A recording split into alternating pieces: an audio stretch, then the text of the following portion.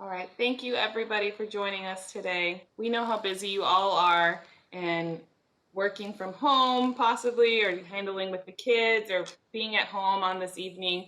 So we really appreciate you taking time out to learn about the Drought Pipeline Project. Before we get started, there are a couple things that you should know. We are going to go through a PowerPoint. We're also going to allow you to ask questions. At the end of the PowerPoint, we'll be answering all your questions. You can submit your questions through the chat box at the bottom right-hand corner of your screen. Make sure you submit your questions to all panelists so that way we can receive those questions and answer them for you. I'd like to present the project team to you guys. This is Troy Hayes. He's our Assistant Director for Phoenix Water Services. Darlene Helm, Deputy Director for the Phoenix Water Services. She'll be presenting and answering questions here with us. This is me. I'm Athena Sanchez, the Public Information Specialist. We have Clayton Freed. He is the Project Manager for Phoenix Water. Chris Ellison, who is the Project Manager for the construction team. And these two right here, you've probably seen out and about canvassing the businesses in the area. This is Graham Walters. He's our Public Information Specialist.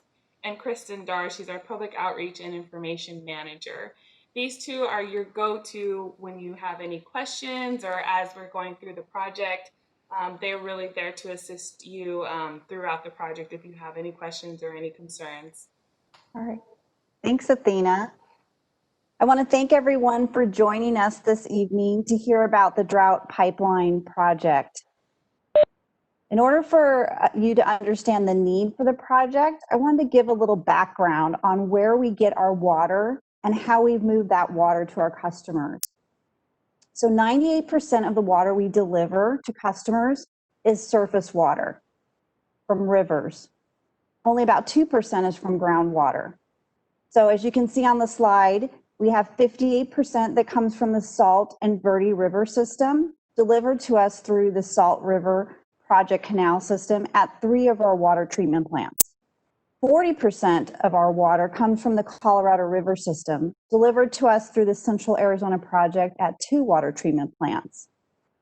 So our dependency on surface water forces us to be constantly vigilant regarding climatic conditions and to be forward-thinking about preparations for a hotter and drier future. Unfortunately, the Colorado River is over-allocated by approximately 1.2 million acre-feet, which is roughly equal to 4 times the amount of water the entire city of Phoenix uses in a year. It is a large over-allocation and a large problem. To make matters worse, scientists tell us that the flows on the Colorado River may diminish by as much as 25% in the future. Next slide. So there are 2 major reservoirs on the Colorado River, Lake Powell and Lake Mead. Lake Powell is sitting about 50% full, and Lake Mead water levels are hovering around historic lows. So what you're looking at there is a picture of Lake Mead, and I'm sure most of you have seen this picture at some point here in the recent past, and how dramatically the water levels have fallen in the last 20 years. So you can see where it was almost near the top of the dam in 1998 and where it is today.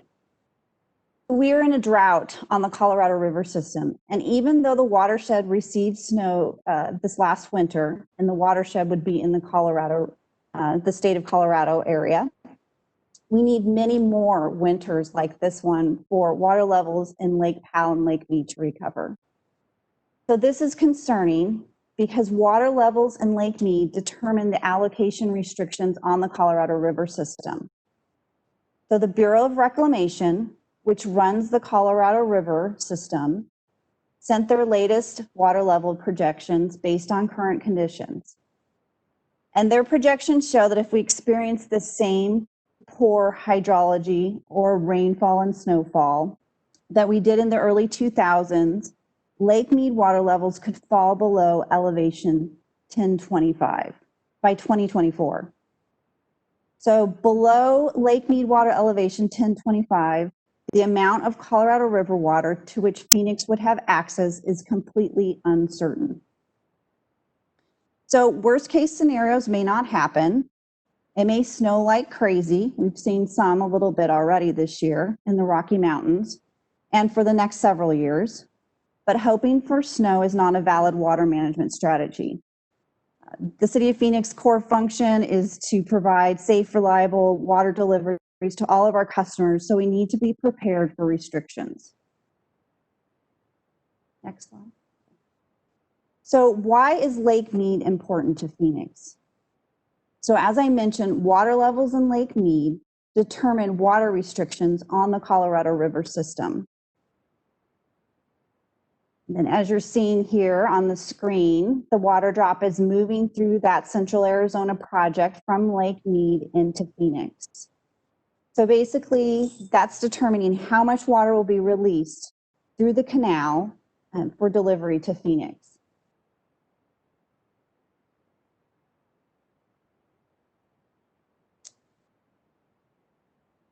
So our water system is very bifurcated. For the most part, those who live south of the Arizona Canal, shown here in green, receive Salt and Verde River water delivered through the SRP canal system. And those who live north of the Arizona Canal, shown here in blue, and that's approximately 400,000 people, receive Colorado River water delivered through the Central Arizona Project Canal. Our ability to move water between the blue and green areas is very limited. So we have supplies on the Salt and Verde rivers that are legally allowed to use outside the boundaries of SRP, and we have some surface water we have previously stored underground that we can use in case of restrictions on the Colorado River. We also have native groundwater supplies that are available to use as a last resort. We have enough water supplies. What we lack is the infrastructure to push water where it needs to go in times of severe shortage on the Colorado River. With our existing distribution system, we cannot push enough water from the Salt and Verde River supplies north to meet demands. And we cannot meet demands in North Phoenix on groundwater alone. This is because our water system was designed to be built and dependent on a small number of large sources of water delivered through our 5 water treatment plants. And our pipeline system is not designed to be dependent on a large number of small sources of water in the form of wells. It just doesn't work hydraulically.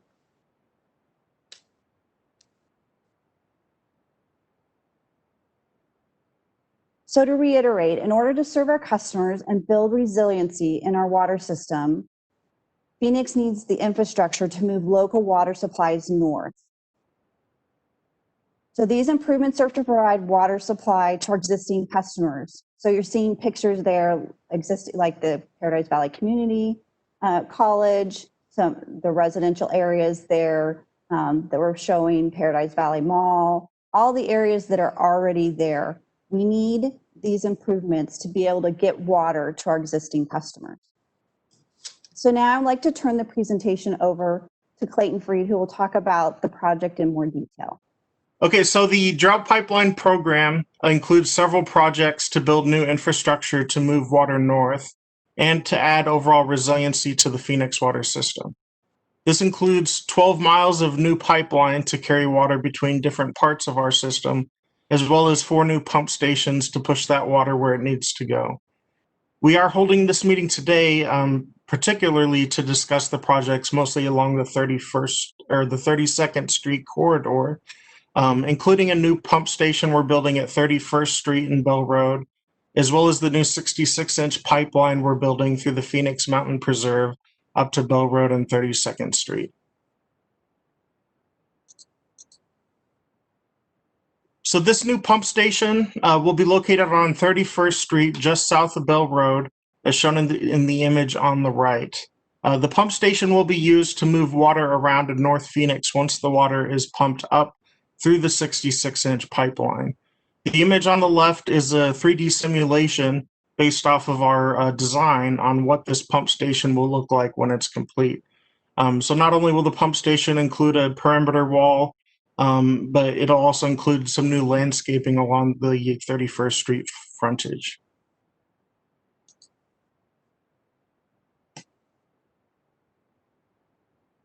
So these images help to show the overall alignment of the 66-inch pipeline along the 32nd Street corridor. The 66-inch pipeline will connect to our existing pipelines at 32nd Street and Bell Road, and will be installed along 31st Street between Bell Road and Greenway in order to connect to the new pump station on 31st Street. The pipeline will be on 32nd Street all the way from Greenway to the south side of Shea, and then south of Shea it will follow the Northern Avenue frontage road between 32nd Street north of SR 51 and stop just before 26th Street.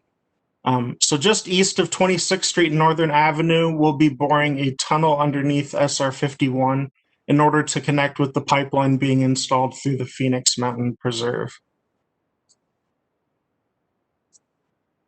If you travel on major streets in Phoenix or in any other city, you'll find that those streets often seem to be under construction. This is because the utilities that residents and businesses rely on, such as water, sewer, telecommunications, electricity, natural gas, even storm drains, all these things underlie those major streets. This is certainly true of 32nd Street, which has more underground utilities even than what is shown in the example here. This illustration shows what it looks like under a typical street, a web of pipelines and utilities that carry the services that power our lives and livelihoods. It is typical for some utilities to have to be moved or relocated to make way for new pipelines being installed, and this is the case for the Drought Pipeline Project. So you'll see that not only will we be installing the 66-inch pipeline during the overall construction period, but you'll also see other utilities that will have construction activities in the area starting in the next few months and throughout the construction period to move their facilities and make way for the 66-inch Drought Pipeline installation. So one thing to note is that it's a very complex process when we take down our large water mains and take them out of service, because we have to ensure there's always water available to our customers while we're taking those lines down. We'll be installing the connection to an existing pipeline as well as a valve at 32nd Street and Bell during a limited window in which we can take that existing pipeline down. So some of the construction in the 32nd Street and Bell Road intersection will be taking place prior to the rest of the construction, and that intersection work will actually start happening here in November 2020 through January 2021. Again, this will be prior to the rest of the construction of the 66-inch pipeline, which will start closer to April of 2021. Multiple utility relocations will also start taking place soon in various locations along the pipeline route. And the 66-inch pipeline itself will start being installed in April of 2021. The 66-inch pipeline will be installed in at least 2 simultaneous construction headings. And this is in order to complete the pipeline installation by the end of 22 in potential for, in preparation for potential drought-related restrictions. The pipeline will generally be constructed from north to south, and more specific dates and locations will be provided in project outreach updates as we get closer to construction and develop a more detailed construction schedule. We're coordinating closely with the Streets Department as they are planning to construct 32nd Street corridor improvements from Shea to Cholla after the pipeline is installed. The pipeline work south of Shea and along the Northern Avenue frontage road will start in June 2021. Around the same time, the tunnel under SR 51 will start being installed. The pipeline construction within the preserve will start in spring 2021 and will follow mostly pre-disturbed areas, including the existing bike path, which will be restored along with a new pedestrian path at the end of construction, along with surface and landscape restoration. The work in the preserve will also take place at the same time as parks improvements to the Dreamy Draw recreation area in order to minimize the overall duration of impacts to recreation and the public. I will now turn the presentation over to Chris Ellison with Sunk Construction. We'll talk about the construction activities you can expect.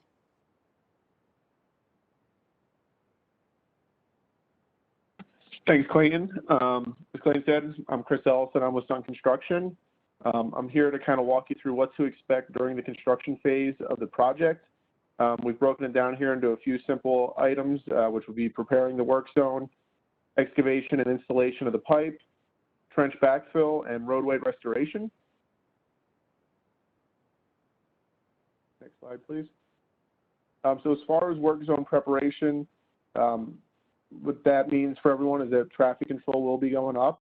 We will be restricting 32nd Street to provide a work zone to install the 66-inch transmission main. Through the course of construction, we will be maintaining pedestrian access and maintaining bus routes. However, there is the possibility that a bus stop will be temporarily closed and relocated. Those will be signed. Once the traffic control is set up, we will be saw cutting and removing the asphalt so that we can start our excavation. Next slide, please. So again, we said the pipe is 66 inches. That's 5.5 feet wide. So it is a large diameter pipe that overall our excavation on average is going to be about 10 foot wide and 20 foot deep. 10 foot wide is roughly a lane width on 32nd Street, so a rather large excavation. So during the course of excavation, we'll be using trench boxes and other trench protection methods to keep our employees and public safe. Next slide, please. So once the pipe has been installed, we will backfill and compact material back up to subgrade, and then we will pave everything back. Ultimately removing the traffic control and getting it opened back up. A couple items here to note during construction. We will be working during the city's approved hours. They do vary between the seasons of the year. We start a little earlier in the summer to beat the heat, and we start a little later in the winter due to the daylight hours. All our work areas will be secured during our non-working hours. Through the course of construction and the traffic control, you will see some personnel with flags assisting vehicles through the work zone. We will be providing pre-warning information via message boards and signage prior to entering the construction work zones. Again, we will be maintaining all ADA compliant walkways to and from bus stops as well. We will be using water trucks and street sweepers to mitigate any dust generated from our activities. We will be communicating with all emergency services so they're aware of the traffic control so that they can be aware and maintain quick response times. There will be some weekend and night work as needed, and that will be communicated through the channels that will be discussed later on in the presentation. And additionally, we know that we have a couple schools along the corridor, which will also be maintained through our construction and will be communicated ahead of time so that the school and us have an opportunity to let all the students and parents know how access will be maintained. Just an overall note, through the course of construction, we want to make sure that not only our crews, but the pedestrians and vehicular traffic traveling through the work zone are safe. So please take a moment, slow down, pay attention to the traffic control as you drive through our work zones. It's our one of our most important things is sending everyone home safe at the end of the day, and we want to make sure that that's the case through the course of this project as well. So thank you. I'll turn it over to Athena. Hi, everyone. So we gave you a lot of information right now, and there was, quite a few slides and a few different presenters. We are going to take some time at the end in a couple slides to answer all those questions that I have seen coming in. But first, I wanted to let you know about a few different ways that we are communicating with you guys. We do have door hangers that we've been putting out for businesses and residents along the along 32nd Street where the pipeline is being built.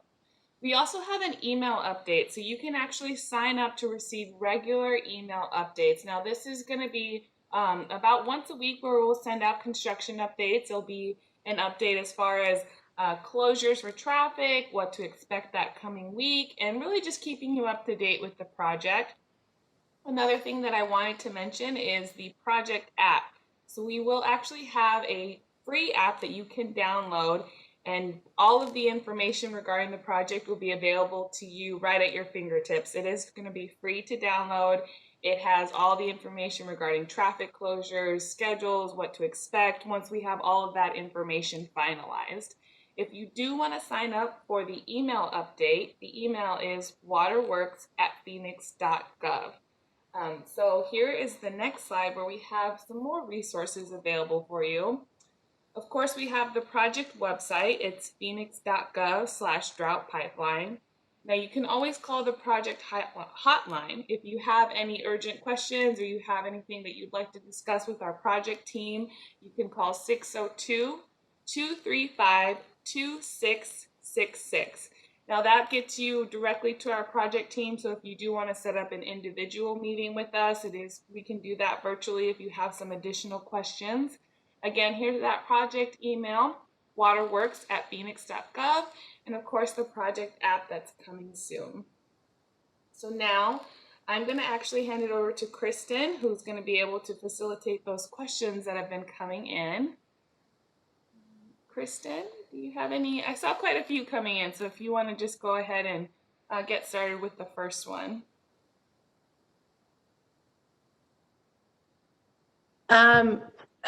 You know what, Athena, I haven't seen questions coming in. Okay.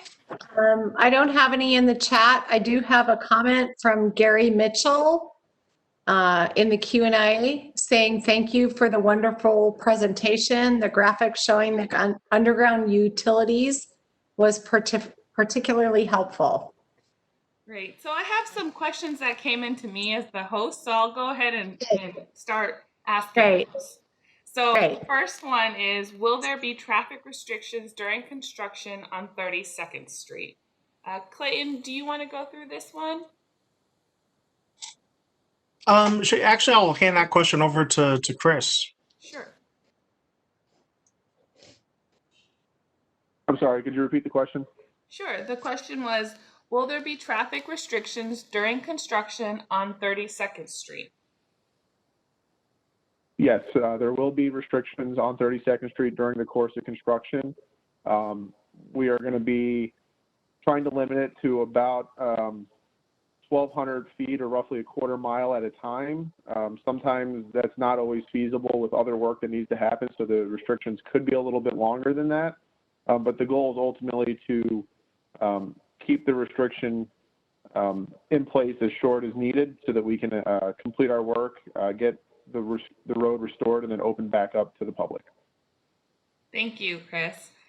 Another question that we have that came in is, will the pipeline that's bored under Highway 51 affect traffic flow during the process?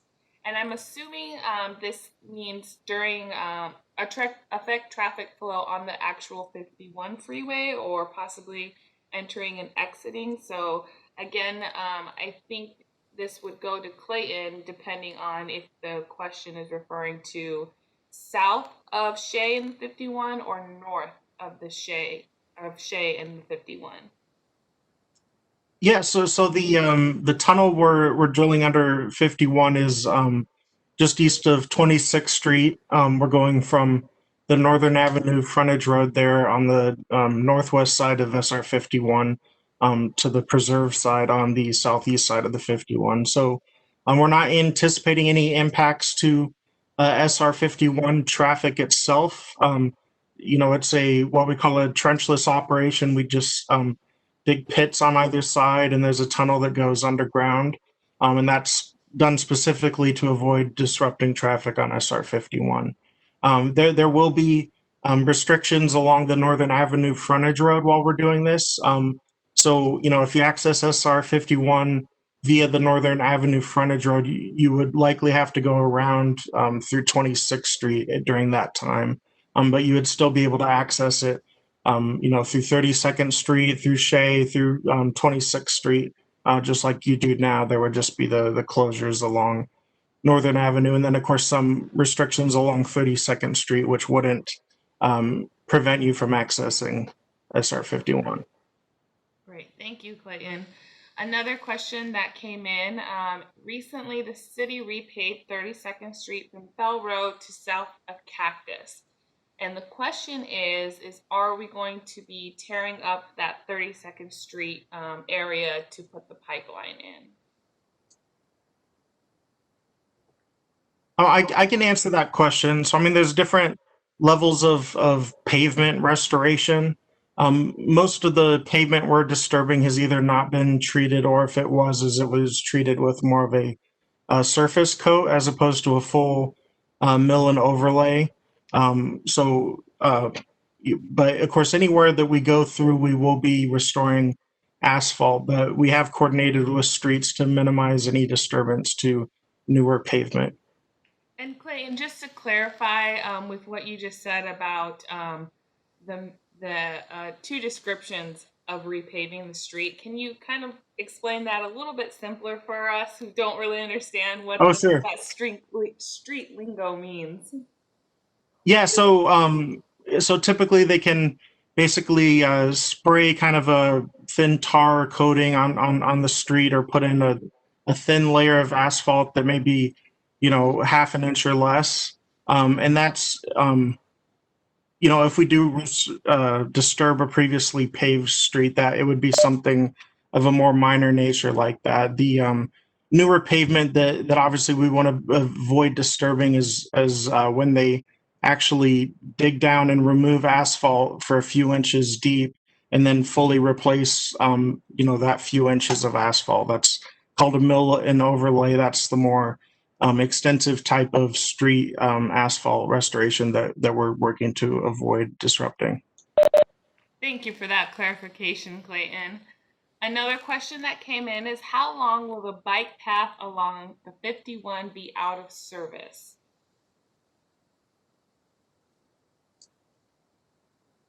So speaking to the bike path within the Phoenix Mountains Preserve that goes around Dreamy Draw, that's going to be out of service most likely for a year, maybe a little bit more, starting in the spring of 2021. So, and I have another similar question related to the bike path. Will it be closed throughout the entire duration of construction? But I think you just explained that, correct, Clayton?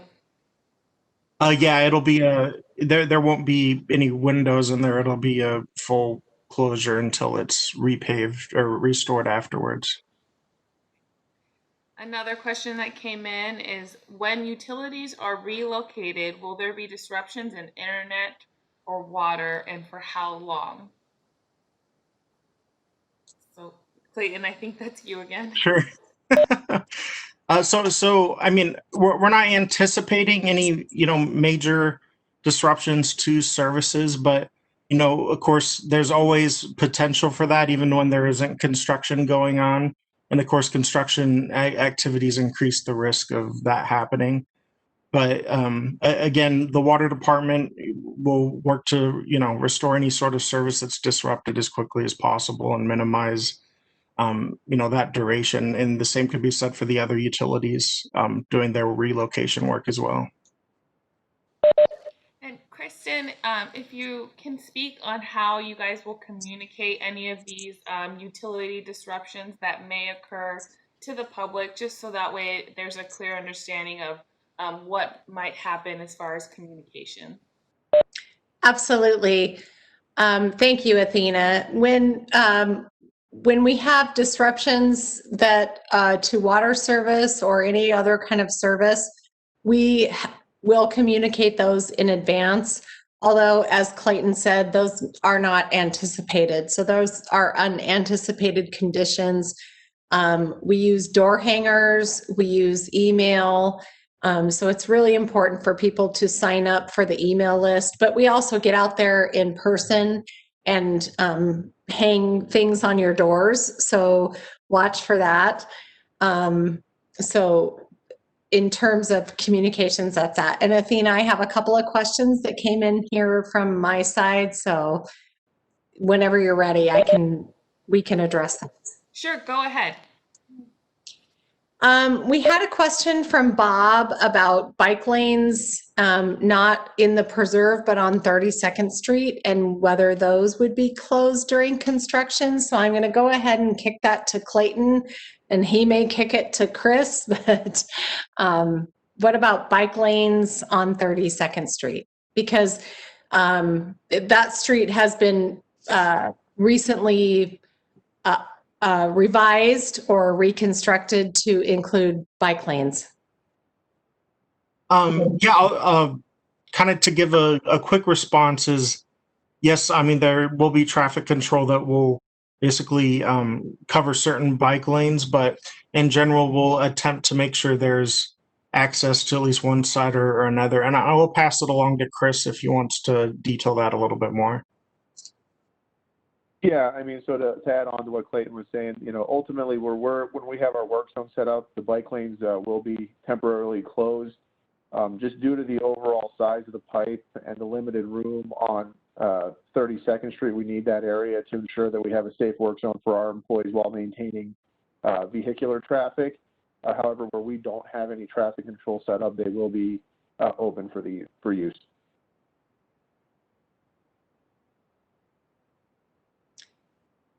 Okay, and then there was just one more about construction and when it will impact the Great Hearts Academy.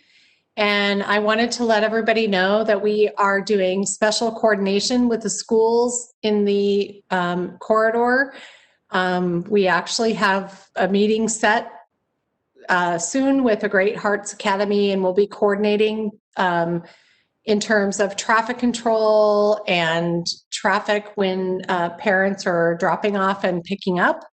And so we will be able to communicate that information directly to you if you sign up to our email list, and also through those channels at the schools. Thank you, Kristen. Did you have any other questions? I think I have a couple more that are coming in to me as the host. Yeah, I don't have any more here, but I'll let you know if I get any more. Sure. All right. So another question that I received is, I'm interested in the schedule for the segment from 51 North Choya. When will the design begin? And maybe it's referring to maybe when will the construction begin? Clayton, that for you, or will that be for Chris? Yeah, I mean, so assuming we're talking about construction on 32nd Street North at Choya, I'll pass it off to Chris, but I will, qualify that with a lot of those specific dates within the corridor itself. We're still nailing down the specifics of those, but a month or two in advance of construction activities, we'll be able to provide a lot more specific dates and information on those locations. Clay, and I think you nailed the response there. We're still finalizing our schedule, so the dates aren't quite nailed down yet, and we're still, a few months away from even starting construction, so there's some things that we're still working through to finalize the schedule. So as we get going, the outreach that we're doing will be the best way to keep in touch with what's going on in the project and the upcoming schedule. I think I had a question come in on what side of 32nd Street will the pipeline trench be dug?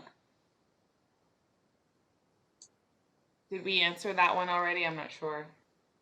Yeah, I can take that question. So, water pipelines, especially these larger ones, are considered critical infrastructure. So, we can't, just tell everyone every location of the pipeline, like in one, document or on a meeting like this. However, if you're in a specific area you have a concern about, you can reach out to us through the email or hotline, and we'll be able to tell you, where the work is going to be in that specific location. And I had a few other questions regarding the bike lane or the bike bridge over the 51. Clayton kind of already spoke about that. Clayton, if you just want to reiterate that information, just in case somebody missed it.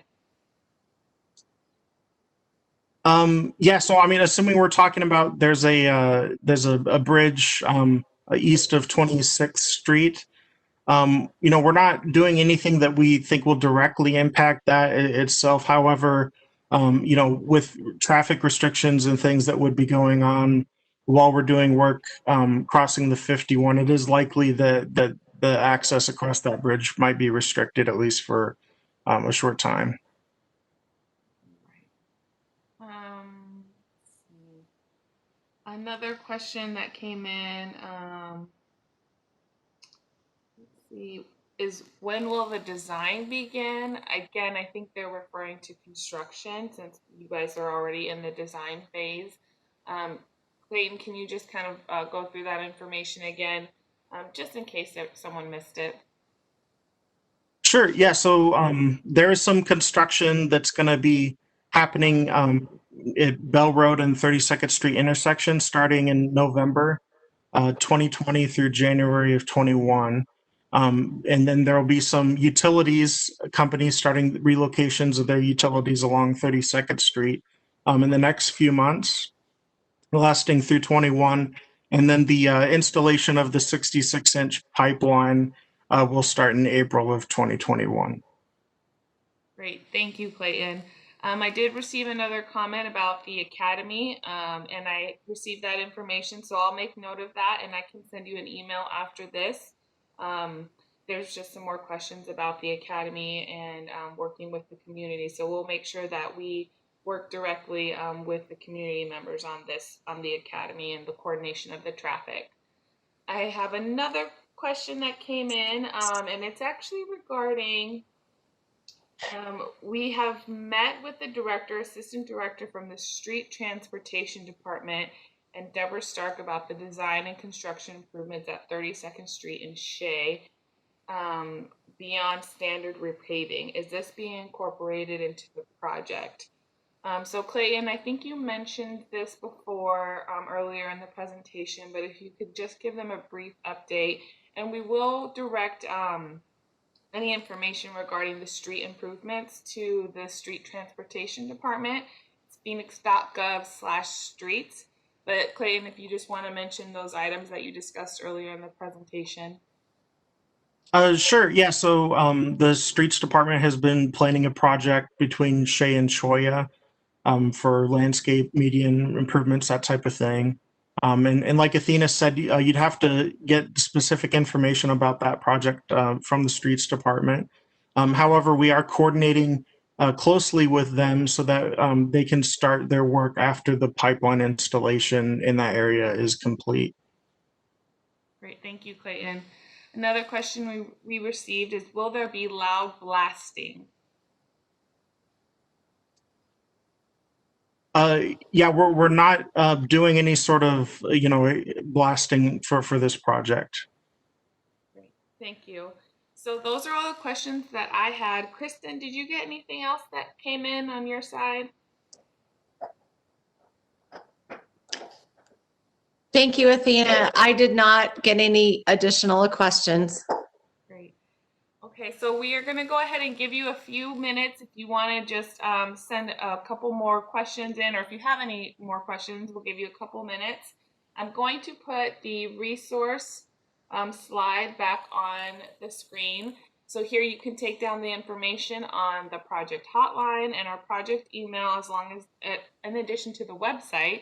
So we'll give you guys a few minutes. Our panelists are going to stay on. If you have any additional questions, I'm going to go through the chat and just make sure I didn't miss anybody.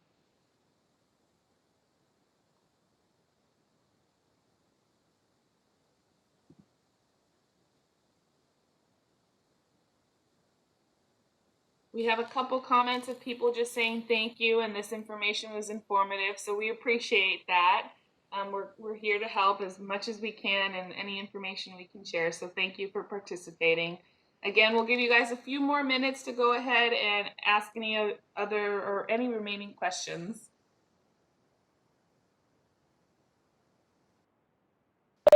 All right, I just received a question that says, where do I sign up to receive email notifications? So you can actually sign up right here. Our email, project email is right here. It's waterworks@phoenix.gov. Again, it's waterworks@phoenix.gov. send us an email with your name, and well, of course, we'll add your email to the database, and we'll start sending out those project emails here in the next couple weeks. Again, if you want, oops, let me go back to that slide. Sorry about that, guys. So if you want to sign up for our project email to receive regular updates, it's waterworks@phoenix.gov.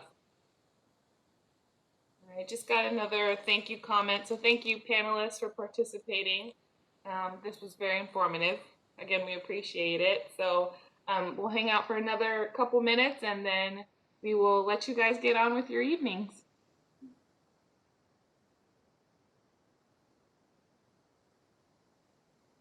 Just received another question. It says, I'm assuming there will be dust control as they dig into the street.